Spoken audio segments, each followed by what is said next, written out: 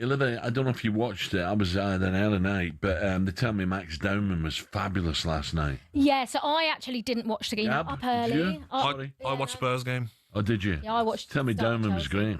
Yeah, I think with Max Dowman, like, obviously it's Arsenal's youngest ever starter, and the future is bright, but I heard David Bentley call him the best youngster in world football. Oh. Come on. Relax. You've got, he's 15, right? So there's not actually many 15-year-olds you can compare him to, but you can compare him to 18-year-olds that are doing it in the Champions League week in, week out, like Lamine Yamal. You can't compare Max Dowman If to it was Arsenal, if it was Chelsea, what would you say? Esteval. What?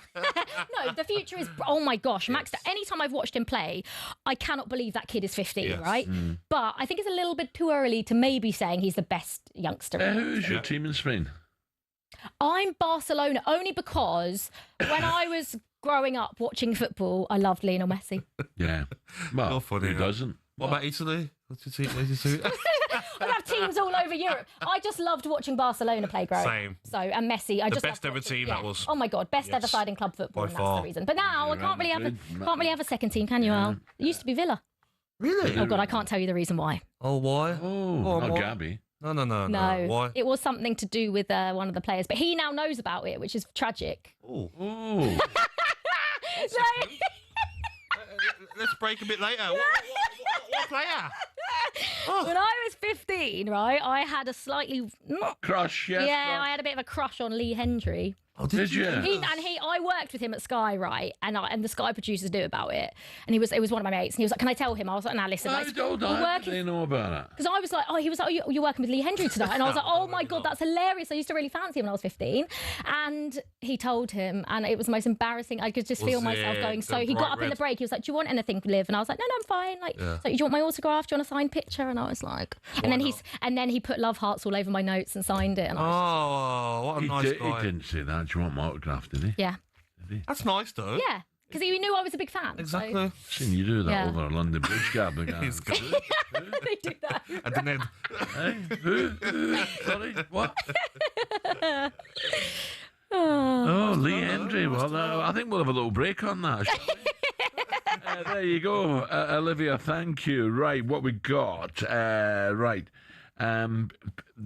Looking at the back pages, brilliant for Tesco Mobile for Business. Coming up, right, here we go. We're going to turn our attention to the Arsenal and just how special a talent Max Dowman is. Unfortunately, three of us didn't see him play last night. But Ray Parlour's told me. Party Parlour said this kid has got everything. Fantastic.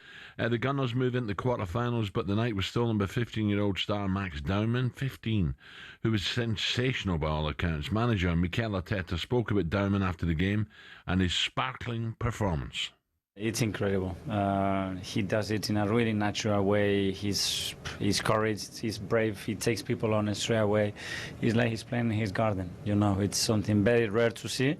So let's look after him because we have a huge talent there. I like that. It's like playing in his garden. That's the sort of winger. No fear. Yeah, that's the sort of winger he is. And you look at the competition as well. He's got, even at 15, to try and break into that side. Saka, who's number one, obviously, Madueke, Wanyeri, all can play on that right-hand side.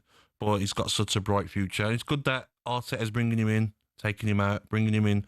Probably won't make the squad for maybe some of the Premier League games. But this competition's big for players like him to compete in. Let's get a bit more on this and cross over to former Arsenal midfielder who's still trying hard in his garden, Adrian Clarke. Clarky, morning. Morning, Adrian. Always, yeah. Good morning, boys. You all right? Good. And you got to be delighted being a Gunner at the moment. And another cracking victory. Yes. It could have gone pear-shaped early on. I've got to say, Brighton had 2 or 3 massive chances, and you thought, wow, this could be an upset, because obviously Mikel Arteta had made 10 changes, and there was a little bit of sort of lack of chemistry really between the players early on, and Arsenal, boy, did they make Brighton pay for spurning those opportunities. And then, the longer the game went on, the stronger they got. And I'm glad you brought up Max Dowman, because he was scintillating out on that right-hand side. The interesting thing is, guys, he's not even a right winger. He's come through the ranks. He's really probably somebody that wants to play in Martin Odegaard's position or Eberechi Eze's in that sort of number 10 role. But what's his biggest assets then, Clarky? What's he really excelling? What doesn't he excel in? He has got explosive speed when travelling with the ball at his feet. So he's got beautiful balance. I always think that's a great sign of a quality young player. So he can just drop a shoulder and go. But then when he travels with the ball, he leaves fullbacks or defenders in his wake. He is absolutely a rapid dribbler. And then, of course, you look for his decision making, and I think it reminds me of Bukayo Saka's decision making when he came through. You thought, wow, a 17-year-old shouldn't be this calm in the big moments, but it looks like Dowman's got that temperament as well. So the world is his oyster. There's nothing he can't achieve, I don't think, Gabby, at the moment. Is that a problem now? And you'll know this, Clarkey. Is that a problem now that he's getting this acclaim and yet he's not playing regular?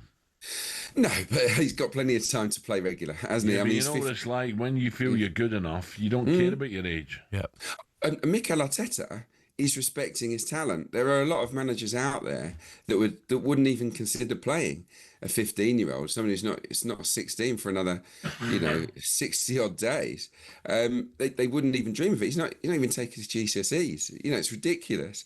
But so I don't think that's an issue with Arteta. He will judge things on his merits. And I have to say, every time I've seen him in pre-season and during the competitions proper, he's been electrifying. He's there on merit. This isn't a token, let's give this kid some experience. Yes. He's there because he's good enough to impact the matches. I've never seen a talent like it. I saw Cesc Fabregas come through at Arsenal. He was unreal. Bukayo Saka, very, very special. But I do think that Max Dowman, is on a level maybe above even those two at this stage. Doesn't mean that he's going to go on and win the Ballon d'Or and be have a sensational career, but he's got the talent. The talent is honestly phenomenal.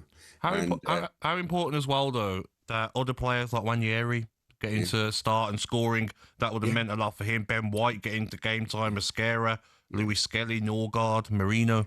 Yeah, the risk paid off. He made 10 changes, but it all turned out nicely. And yeah, look, because they'll all be needed. We've all seen Arsenal's sort of luck with injuries in recent seasons. They will all be needed at some point, and they came in, and some did better than others. I think Ethan Nwaneri really stepped up. He scored a great goal.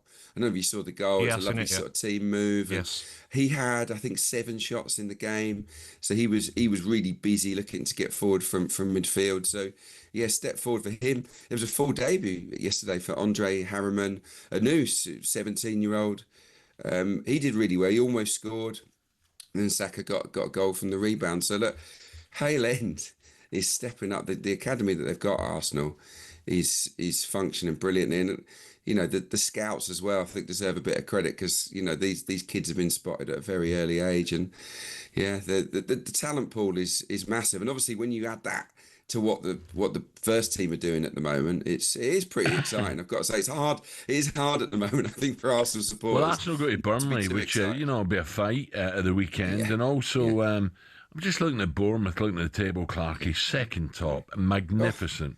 They go to City, so this is not going to be easy for City. No, not at all. No, they've got the tools, haven't they? Like in Semenyo and Krupi and Kluivert. They've got these players, explosive players that could hurt City. But look, when you've got Erling Haaland, you've always got a chance of winning games, haven't you? So I'd make City favourites for that. But it's a big game, isn't it? And it's not an easy one for Bournemouth. I think we all know what sort of match Burnley Arsenal's going to be. Burnley are going to put, it'll be 5-4-1 or 5-5-0, and they're going to ask Arsenal to break them down. So they're just going to have to find the answers. Adrian, previous seasons, maybe Arteta will look at this competition, the Carabao Cup, and maybe not really too bothered about maybe not getting to the latter stages. But I think he needs it now. With the squad of players he's got, Liverpool didn't need it because the manager's moaning about the squad he's got, but he needs it. You're looking at Havertz and Gabriel Jesus coming back, and the squad they played last night. These players need games. Yeah, I remember when Arsenal were in the Europa League, it was a good tool because it gave the players that were out of the first team game time, and then when they were needed, they weren't completely rusty. And I think that the Carabao Cup can be that for Arsenal. I do think that normally the teams with the biggest depth, the deepest squad, tend to do well in the League Cup. So yeah, look, it might not be the priority of the fans, it might not be the priority for Arteta, but until he wins, another trophy. It's a long, long time since that FA Cup win.